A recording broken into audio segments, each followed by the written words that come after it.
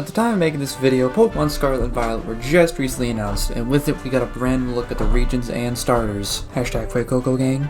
And while we didn't see any Pokemon battles take place in the trailer, we have seen screenshots on the official website of Pokemon in battle. Plus we know that Billy is coming back after being absent in Arceus. So it's safe to assume that battles will remain pretty much the exact same as always, and maybe a new gimmick similar to Dynamaxing the Z moves. While I do like Pokemon a lot and played through all the games multiple times, that doesn't mean I don't want to see Game Freak try something new. It's always sort of been my dream that one day Pokemon would get rid of turn-based combat systems and embrace an action-based system that would allow you to take control of Pokemon themselves and move them around instead of issuing them orders at the trainer. Some of the spin-off games have experimented with action-based combat, so I'm going to be looking at some of those for inspiration, as well as other systems and games. I'm going to try to keep my ideas somewhat realistic, so I won't be asking for something like Dark Souls, where every Pokemon would have 30 unique combos and kill you in one hit, and I won't be expecting Game Freak to add every single Pokemon in existence. With that out of the way, let's get started. The first game I want to look at is Polka Park for the Wii. Polka Park was a 2-game spin-off series where you took control of Pikachu and friends in a 3D environment and explored open environments, while befriending other Pokemon by fulfilling certain requests such as giving them items, playing mini-games, or by defeating them in battle. In battles, you're able to jump and move around and attack the opposing Pokemon by dashing into it, performing a 3-hit combo, charging up an elemental special move, or using a physical special move. In some battles you can even summon support Pokemon that will use a special attack and disappear shortly after. While the battle system in these games is rather simplistic, there is a good enough foundation to add to it and make it work better for a mainline Pokemon game. The first thing a new game could take advantage of is the updated controls.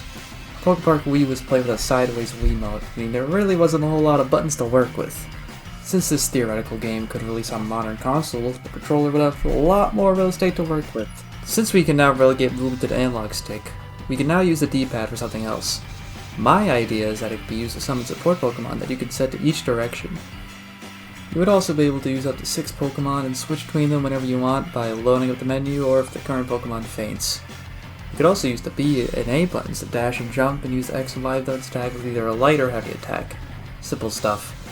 You could also be able to use a chargeable move similar to Thunderbolt in the original games by holding down one of the buttons.